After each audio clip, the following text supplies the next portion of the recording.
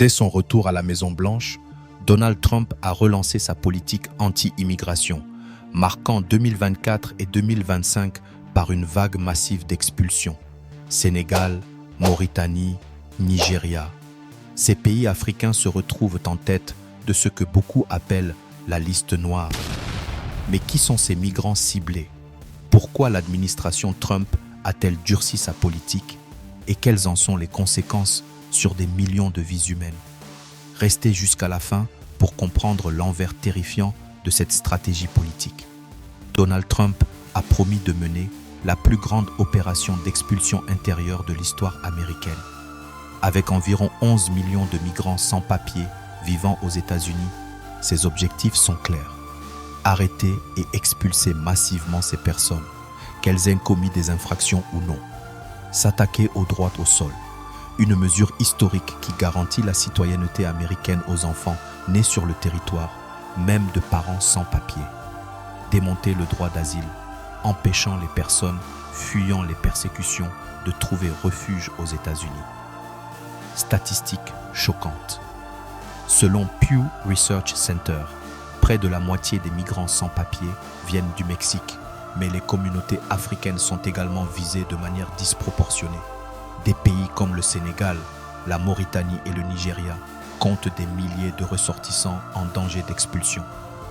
Des familles brisées, des enfants nés sur le sol américain mais menacés de déportation avec leurs parents. Les effets de cette politique sont dévastateurs. En 2024, 250 000 bébés sont nés de parents sans papier. Ces familles sont désormais sur la sellette. Les expulsions massives ne sont pas le fruit du hasard. Voici 3 raisons principales qui expliquent pourquoi des pays comme le Sénégal, la Mauritanie et le Nigeria figurent en tête de liste. La forte présence de diaspora africaine aux États-Unis, concentrée dans certaines régions, les rendant facilement identifiables. Le durcissement des politiques d'asile qui rejettent une grande partie des demandes, notamment celles en provenance de pays africains. Des stéréotypes et des discriminations qui ciblent particulièrement certaines communautés. Avec 410 expulsions, le Sénégal est en tête des pays africains les plus touchés.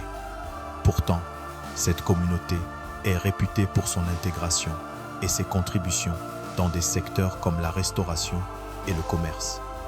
L'immigration sénégalaise vers les États-Unis a débuté dans les années 1980, avec des vagues importantes dans les années 1990. Beaucoup de Sénégalais se sont installés à New York et dans d'autres grandes villes. Mais cette visibilité les rend aujourd'hui particulièrement vulnérables au contrôle de lycées. Prenons l'exemple de Mustapha, chauffeur Uber à New York, arrêté alors qu'il déposait un client. Après avoir vécu 10 ans aux États-Unis, il a été renvoyé à Dakar, laissant derrière lui une famille et des rêves brisés.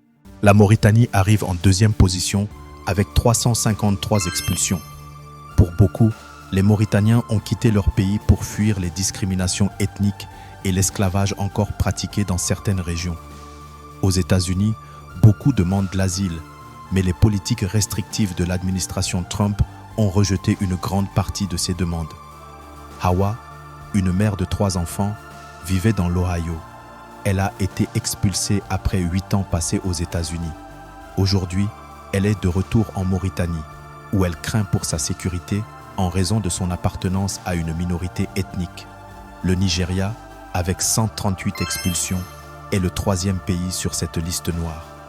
Pourtant, les Nigérians aux États-Unis étudiants en médecine étaient sur le point de devenir docteurs lorsqu'un problème administratif lié à son visa a conduit à son expulsion.